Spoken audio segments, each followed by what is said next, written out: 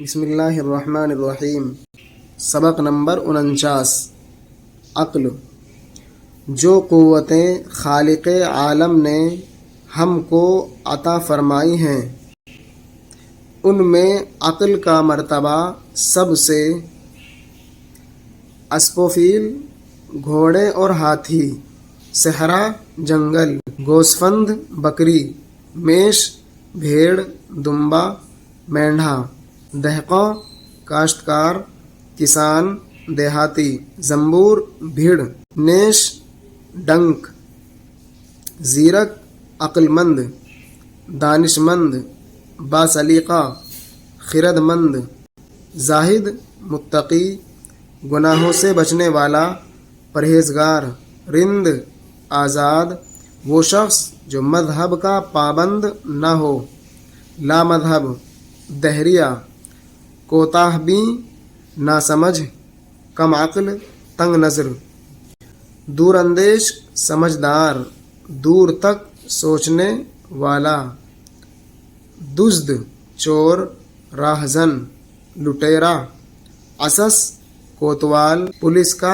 افسر اعلیٰ، پاسبان نگراں محافظ، ستمگر ستانے والا، دکھ دینے والا، دل ریش دل میں زخم کرنے والا، دل دکھانے والا، سن و سال مقدار عمر، خرد عقل دانائی، بیش زیادہ، گبر آگ کی پوجا کرنے والا، آتش پرست، کیش مذہب،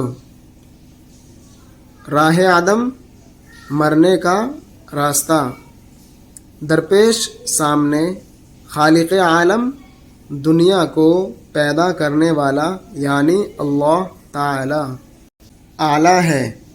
ہمارے جتنے کام ہیں وہ عقل ہی کی امداد سے پورے ہوتے ہیں۔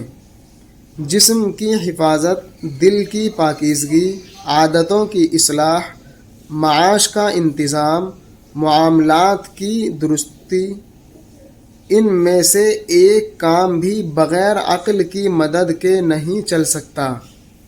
وہ پوشیدہ اسرار جو حواس کے ذریعے سے ہم کو معلوم نہیں ہو سکتے، عقل ہی ان کو ہمارے دل پر منکشف کرتی ہے۔ اگر انسان میں عقل کا نورانی جوہر نہ ہوتا تو وہ وحش و طیور یا شجر و حجر کے مانند ایک ذلیل مخلوق ہوتا۔ اس کو جو عظمت اور حکومت تمام مخلوقات پر حاصل ہے وہ عقل ہی کی بدولت ہے۔ ہمارے حواس اکثر اوقات دھوکہ کھاتے اور ہم کو مغالطے میں ڈال دیتے ہیں۔ کبھی بڑی چیز چھوٹی نظر آتی ہے، کبھی ساکن چیز متحرک اور متحرک ساکن معلوم ہوتی ہے۔ ان تمام غلطیوں کی اصلاح عقل ہی کی روشنی سے ہوتی ہے۔ ہم کو جو علم حاصل ہوتا ہے عقل ہی اس کی صحت کرتی ہے اور عقل ہی اس کو کام میں لانے کی راہ بتاتی ہے۔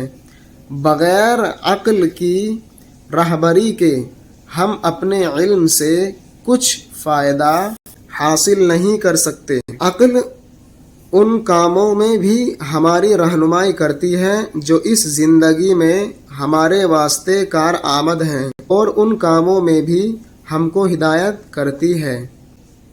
معاش، روزی، خوراک، ہر وہ چیز جس کے ذریعے گزر بسر ہو، پوشیدہ اسرار، چھپے ہوئے بھید، مخفی معاملات، منکشف ظاہر، آشکارا عیاں، نورانی روشن منور، جوہر مادہ، وحوش و طیور چرندے پرندے، شجر و حجر درخت اور پتھر، ساکن ٹھہری ہوئی، متحرک حرکت والی ہلنے والی، صحت اصلاح، کارآمد کام آنے والی، مفید ضروری، جو آنے والی حالت کے لیے ہم کو اختیار کرنے چاہیے۔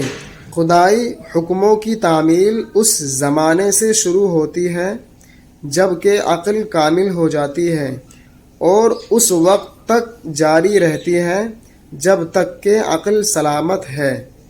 تو فدا ہو علم پر اور عقل پر، علم ہے بازوئے جاں اور عقل پر، عقل سے اور علم سے انساں ہے تو، ورنہ ننگے گلہ حیواں ہے تو۔